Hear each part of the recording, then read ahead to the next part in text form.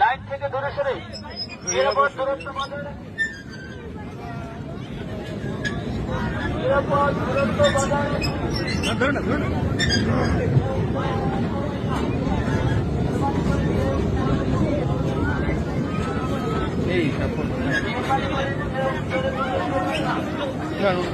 এখন উঠে নেন এটা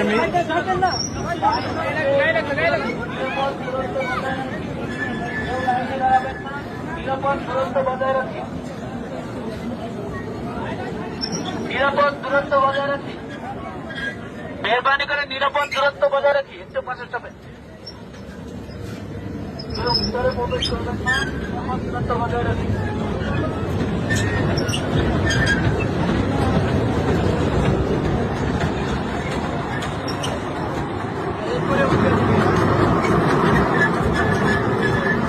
ভিতরে প্রবেশ করবেন না। নিরাপদ দূরত্ব বজায় রাখি।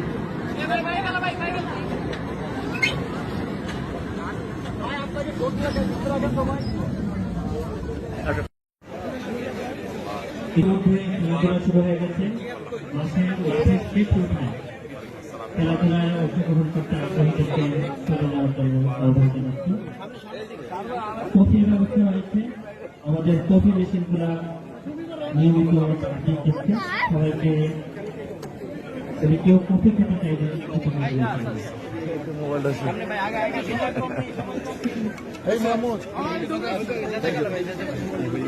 আবহাওয়া প্রতিকূল জন্য তারা সাক্ষাৎ করতেছে, তাদেরকে আরেকটু দ্রুত আসার জন্য অনুরোধ জানাচ্ছি।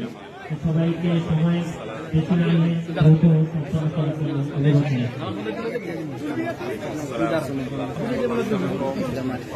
আজ থেকে 5 দিন থেকে 3টা থেকে 6টা করতেন শিশুদের জন্য লাইট উন্মুক্ত থাকবে। সবাইকে নিজেদের শিশুদেরকে নিয়ে আসার জন্য আহ্বান জানাচ্ছি। এই 5 দিন যথারীতি আমাদের পরিবহন ব্যবস্থা সবাই অত্যন্ত গেট থেকে এখান পর্যন্ত বিনামূল্যে আসতে পারবেন এবং জন্য বিভিন্ন ইভেন্ট চলমান রয়েছে।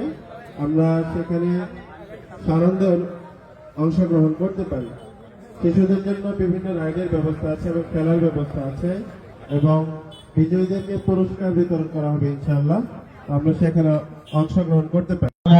يوم مبارك وتقبل الله منا ومنكم صالح الأعمال. الله أكبر الله أكبر لا إله إلا الله والله أكبر الله أكبر ولله الحمد. فإن نبينا صلى الله عليه وسلم قال للصائم فرحتان فرحة عند فطره وفرحة عند لقاء ربه. هذه هي فرحتنا في العيد، هذه هي فرحتنا في الفطر. فنسأل الله تبارك وتعالى أن يوفقنا وإياكم للقاء ربنا تبارك وتعالى إنه هو الموفق والمعين. الله أكبر الله أكبر لا إله إلا الله والله أكبر الله أكبر ولله الحمد. أعوذ بالله من الشيطان الرجيم. قل بفضل الله وبرحمته فبذلك فليفرحوا هو خير مما يجمعون. بارك الله لي ولكم في القرآن العظيم ونفعني وإياكم بالآيات والذكر الحكيم ونستغفر الله لي ولكم ولسائر المسلمين فاستغفروه إنه هو الغفور الرحيم.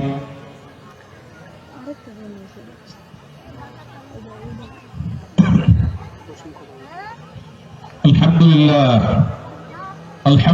الحمد لله رب العالمين والشكر على إحسانه وامتنانه وأشهد أن لا إله إلا الله وحده لا شريك له تعظيما لشانه وأشهد أن محمدا عبده ورسوله الداعي إلى رضوانه صلى الله عليه وعلى آله وأصحابه وأتباعه أجمعين إلى يوم الدين.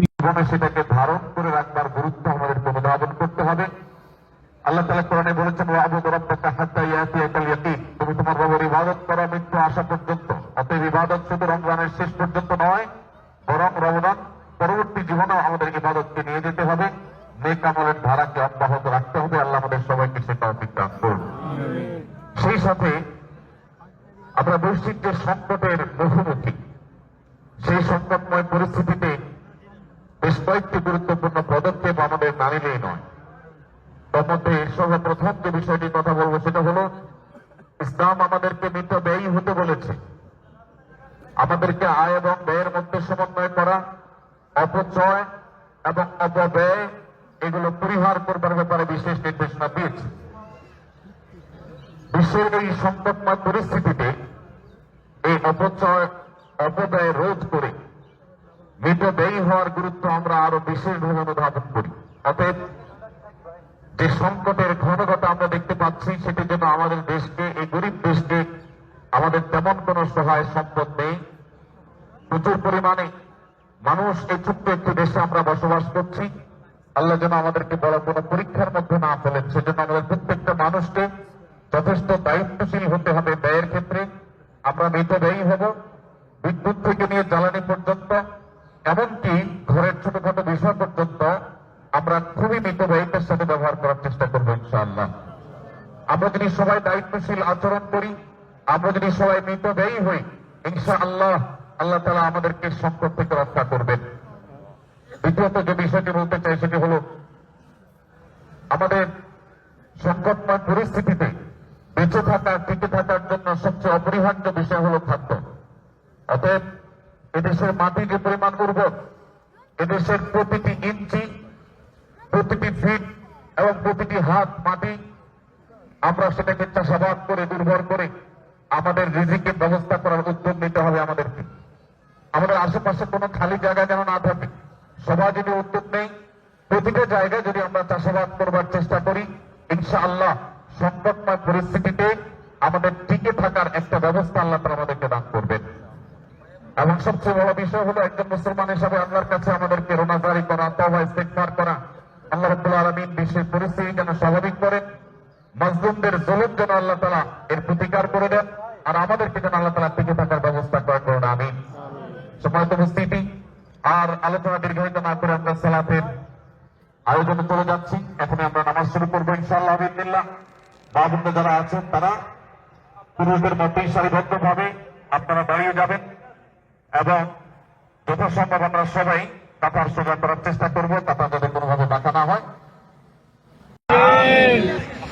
সম্মানিত উপস্থিতি, একদিকে মাহে রমাদানের বিদায়ের বেদনা, অপরদিকে ঈদ উল ফিতরের আনন্দের উপলক্ষ আমাদের সামনে উপস্থিত।